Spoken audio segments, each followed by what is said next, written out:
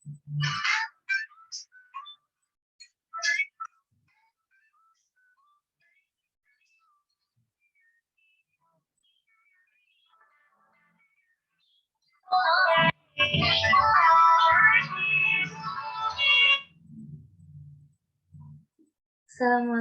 warahmatullahi wabarakatuh. Bertemu lagi dengan saya, Azibatul Habibah, mahasiswa Fisika Universitas Diponegoro.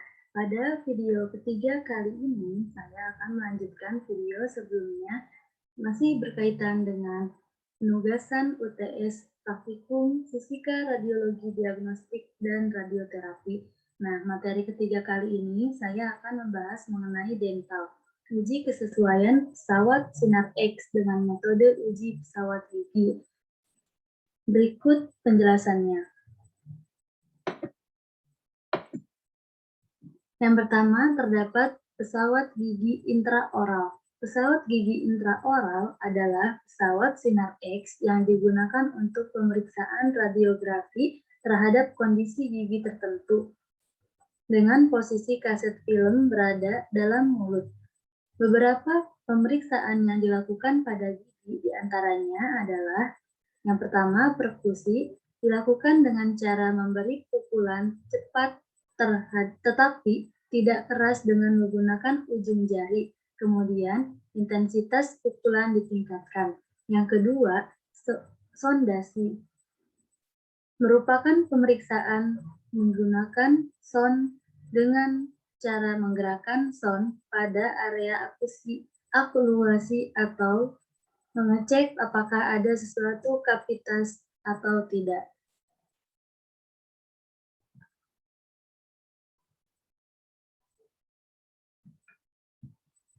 Selanjutnya ada probing, bertujuan untuk mengukur kedalaman jaringan periodental dengan menggunakan alat berupa probe. Cara yang dilakukan dengan memasukkan probe ke dalam attach gingiva, kemudian mengukur kedalaman pocket periodental dari gigi pasien yang sakit. Yang selanjutnya, tes mobilitas dilakukan untuk mengetahui integritas aparatus pengikat di sekeliling gigi. Mengetahui apakah gigi terikat kuat atau longgar pada alveolusnya. Tes vitalitas merupakan pemeriksaan yang dilakukan untuk mengetahui apakah suatu gigi masih bisa dipertahankan atau tidak.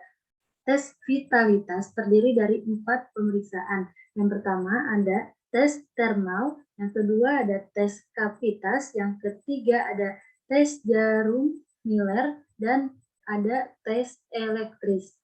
Selanjutnya, ada pesawat gigi ekstraoral. Pesawat gigi ekstraoral adalah pesawat Sinar X yang digunakan untuk pemeriksaan radiografi struktur gigi dan rahang dengan posisi kaset film atau sensor berada di luar mulut. Pesawat Sinar X gigi ekstraoral dapat dibedakan menjadi dua. Yang pertama ada pesawat panoramik, yang kedua ada pesawat cepalometrik. Berikut penjelasannya. Yang pertama, pesawat panoramik. Pesawat dental X-ray panoramik adalah suatu peralatan di bidang radiologi yang digunakan untuk menangkap seluruh bagian mulut dalam suatu gambar, termasuk gigi atas dan rahang bawah, struktur dan jaringan sekitarnya dengan menggunakan sinar X. Prinsip kerja pesawat panoramik menggunakan 3 pusat pusaran. Komponen pesawat panoramik terdapat beberapa komponen diantaranya tube head sinar X atau pala tabung menghasilkan berkas sinar X yang sempit dengan penyudutan ke arah atas kira-kira 8 derajat dari bidang horizontal. Yang selanjutnya, kaset film dan kaset image atau tempat kaset. Tempat kaset terbuat dari perisai tembaga dihubungkan dengan tube head sehingga dapat bergerak saling berlawanan arah selama eksposi. Yang selanjutnya, peralatan untuk memposisikan pasien termasuk light bear marker. Ada hand skips, ada wheelchair, ada light beam marker atau sinyal penanda. Yang selanjutnya ada pesawat panoramik. Pada pesawat panoramik, cara kerjanya yaitu tabung dan reseptor citra bergerak mengelilingi pasien. Tabung sinar X berotasi mengelilingi kepala pasien pada satu arah dan reseptor citra berrotasi pada arah yang berlawanan. Kepala tabung berotasi di belakang pasien. Reseptor citra berotasi di depan kepala pasien. Menggunakan kolimator berupa celah vertikal sempit. Yang selanjutnya pesawat cepalometrik. Cepalometri adalah pengukuran tulang tengkorak manusia dengan metode imaging atau pencitraan tradisional dari film X-ray. Cep X-ray adalah salah satu teknik pencitraan sebagai untuk memotret bagian gigi dan kepala. Pemeriksaan cepalometrik dapat memotret lebih luas rongga mulut termasuk susunan gigi, bagian di luar mulut, kepala, dan struktur rahang. Selanjutnya, alat yang digunakan terdapat beberapa diantaranya piranha untuk detektor, survei meter untuk kebocoran tabung, jangka sorong untuk mengukur diameter konus ada pada pesawat gigi intraoral yang digigit oleh pasien. Yang selanjutnya ada meteran untuk mengukur SSD atau jarak antar titik fokus keluaran X-ray dan permukaan kulit pasien waktu eksposi, dan SID jarak antar titik fokus keluaran X-ray dan image reseptor. Laptop yang sudah diinstal Ocean untuk membaca hasil akurasi tegangan dari alat, film radiokoromik atau gafrokoromik untuk uji pesawat gigi panoramik. Yang selanjutnya ada parameter uji kesesuaian. Parameter uji kesesuaian antara intraoral dan ekstraoral sebenarnya hampir sama, yaitu terdapat uji kolimasi, uji generator tabung sinar X, uji linearitas, uji reproduksibilitas, uji kualitas berkas HVL, uji kebocoran tabung. Nah, bisa dilihat pada ekstraoral juga hampir sama. Untuk ekstraoral panoramik juga hampir sama.